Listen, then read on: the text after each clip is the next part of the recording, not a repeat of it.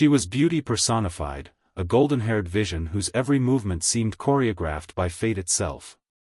Hollywood adored her. Photographers chased her. She was young, luminous, and carrying the promise of a new life inside her. In the summer of 1969, she was just weeks away from becoming a mother. But one warm August night, the muffled screams, and the cruelty of strangers driven by madness. By dawn, the dream was over. The headlines would scream her name, but not for the film she never got to make, or the love she never got to finish. This is the untold story of Sharon Tate, the rising star whose light was stolen before it could truly shine. When Sharon Tate stepped onto a film set, it wasn't simply an actress arriving, it was the arrival of a presence. Tall, statuesque, with a face that seemed painted by soft California light. For the photographers of the era, she was a dream subject. For audiences, she was an escape into a more glamorous world. Born in Dallas, Texas, but raised in a military family that moved often, Hollywood took notice quickly. She was signed to a contract with producer Martin Ransohoff, a man who knew how to craft stars. Her early appearances were brief but memorable. A fleeting role in The Beverly Hillbillies, a luminous background presence in The Americanization of Emily. She wasn't the kind of actress you could ignore, even when she had only a handful of lines. Sharon's real breakthrough came with Valley of the Dolls, 1967, the camp melodrama that critics panned but audiences devoured. She played Jennifer North, a tragic beauty whose rise to fame is shadowed by scandal and despair, a role that, in retrospect, felt hauntingly prophetic. Off-screen, Sharon was every inch the Hollywood darling.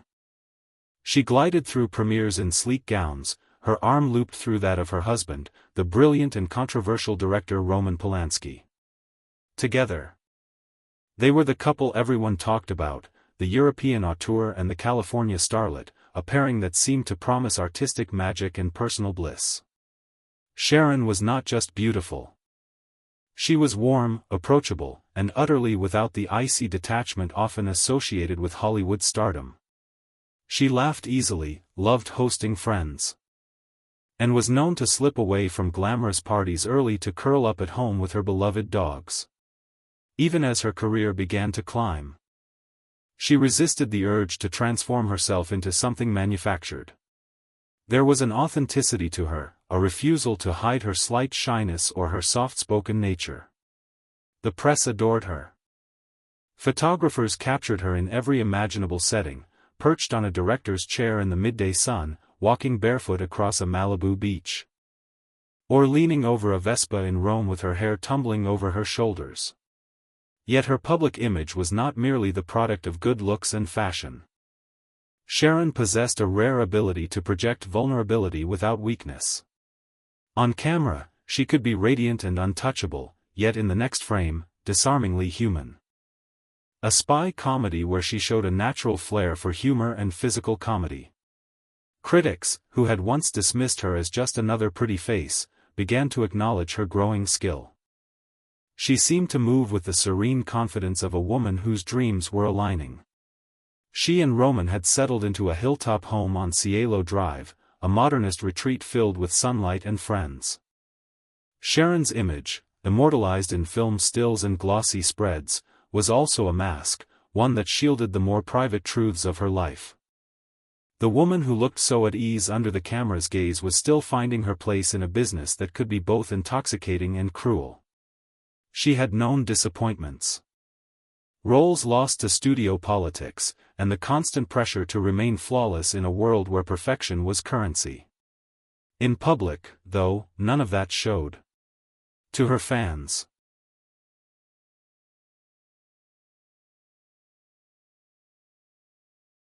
before the magazine covers, before the shimmering gowns and camera flashes, Sharon Tate's life was marked by constant movement and quiet uncertainty.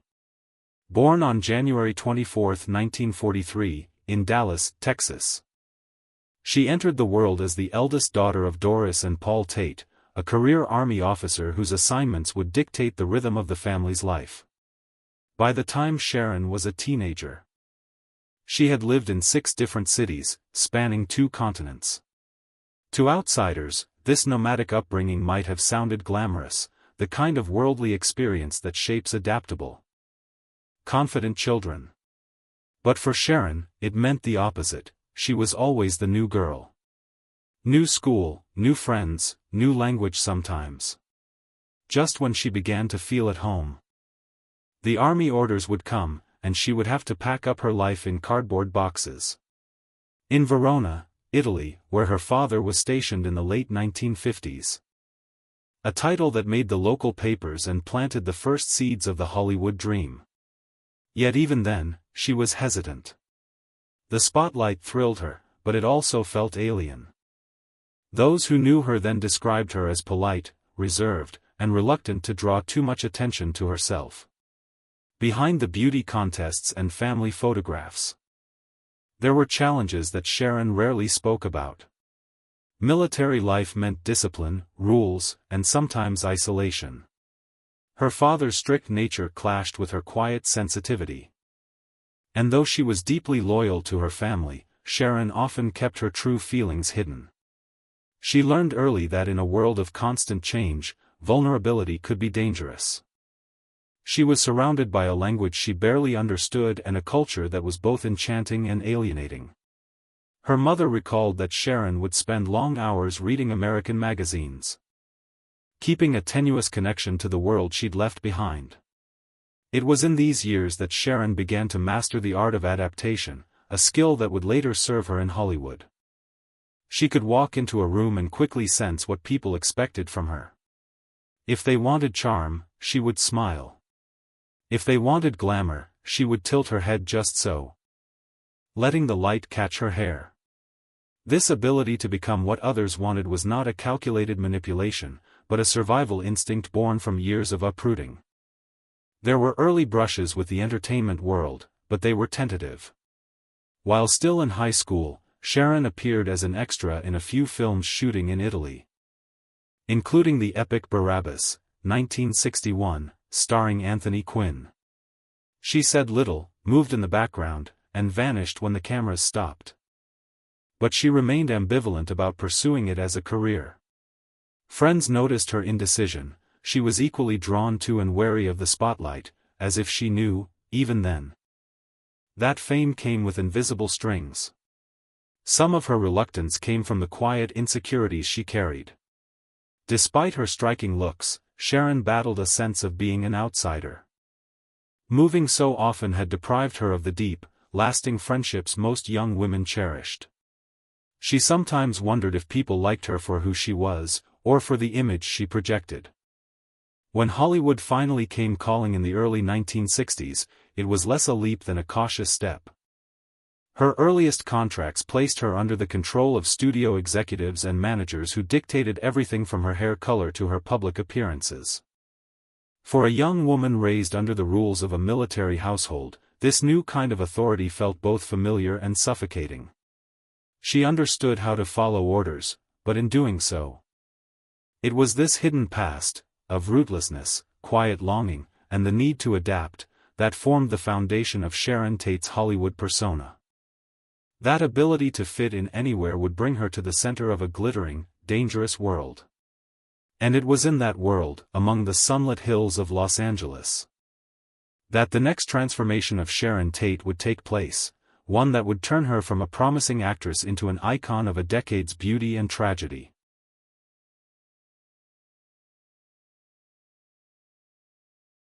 When Sharon Tate arrived in Hollywood, she was not yet the shimmering icon that would grace magazine covers. She was a young woman with potential, raw, unshaped. Her contract with Martin Ransohoff's Filmways Studios was the first step in that transformation.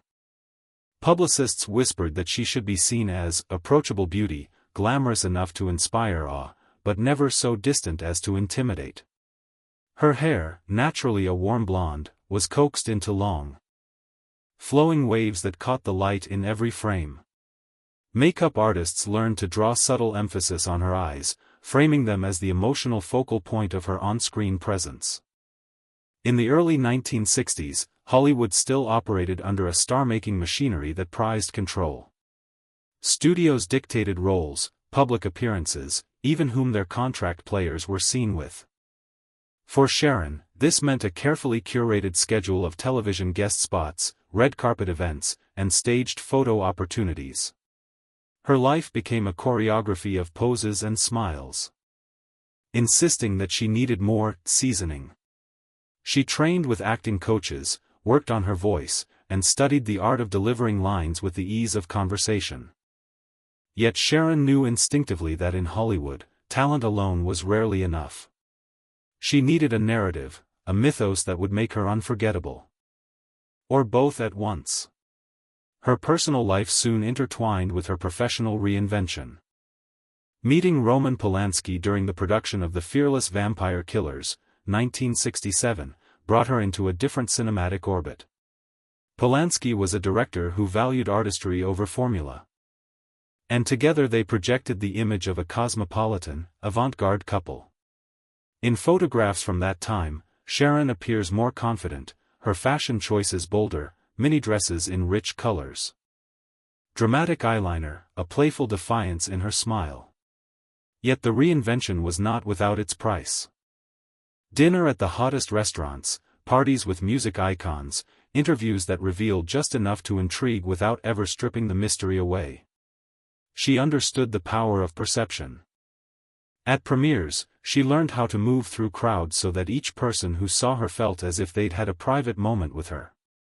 In interviews, she could shift from self-deprecating humor to thoughtful insight in a breath, always leaving the impression of depth beneath the beauty. This was no accident, it was a strategy. She resisted becoming a scandal magnet or reshaping herself into something unrecognizable. Instead, she refined what was already there, amplifying her natural warmth. Leaning into her quiet sensuality, and letting the press believe they were discovering layers to her personality that had been there all along. By 1968, the transformation was complete. Sharon Tate was no longer a newcomer. She was a name audiences recognized, a face directors remembered, and a presence producers believed could anchor a film. Her role in The Wrecking Crew, 1969, showcased a lighter, comedic side that critics praised as refreshing, signaling that she could step beyond the tragic glamour she had embodied in earlier work.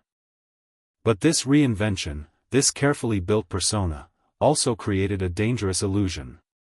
To the public, Sharon's life seemed perfect, a thriving career, a celebrated marriage. A home filled with laughter, and a baby on the way. What they could not see was how fragile that perfection was, how quickly it could be shattered by forces far beyond her control. In the summer of 1969, Sharon Tate stood at the apex of her self-made legend, her image as polished as the silver screen she graced.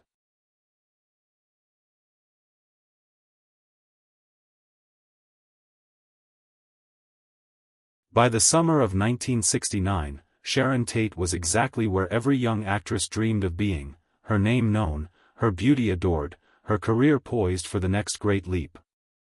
Critics who had once dismissed her as just another pretty face now began to note her growing ease on screen, the way she could anchor a scene without forcing it.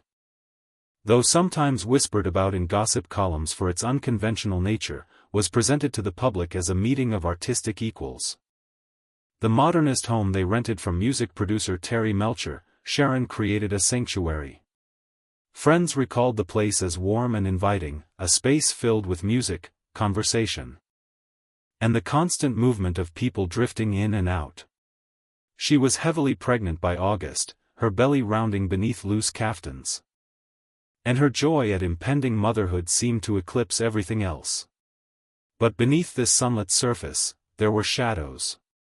Roman was often away for work, leaving Sharon to navigate her pregnancy largely on her own.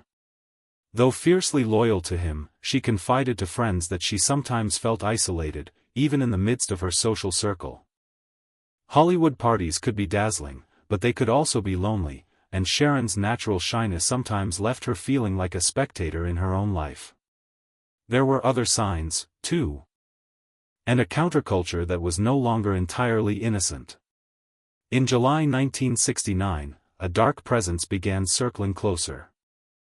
The Manson family, a cult-like group led by the manipulative and unhinged Charles Manson, had been moving through Los Angeles's fringes, sometimes intersecting with the music industry. Manson himself had once hoped to launch a music career and had been connected, briefly, to Terry Melcher, the home's previous occupant. Whether Manson knew Sharon personally is uncertain. But the address on Cielo Drive was lodged in his mind. Meanwhile, Sharon was focused on the future. She had been reading scripts, looking forward to returning to work after the baby's birth. Friends said she spoke often about the kind of roles she wanted, more substantial, more challenging, a break from the ornamental parts she'd been offered in the past. Her career, she believed. What happened next would shatter not only the lives within that house but the very illusion of safety that Hollywood's elite had clung to. Just after midnight, members of the Manson family, acting under Charles Manson's orders, entered the property. What followed was not a robbery, not a random act of violence, but a calculated eruption of madness and cruelty. The murders were brutal, senseless, and carried out with a savagery that seemed almost ritualistic. By morning, but as the central figures in one of the most horrific crimes in American history. In an instant, Sharon's story shifted. She was no longer simply the promising actress, the glowing mother-to-be, the Hollywood beauty married to an acclaimed director. She had become a victim, a symbol of innocence destroyed, of a decade's dream curdling into nightmare.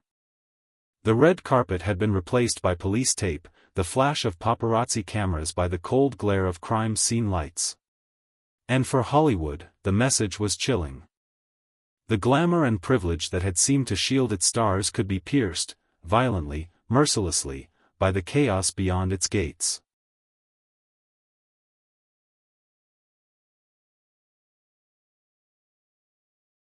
In death, Sharon Tate became more than an actress cut down in her prime, she became a symbol.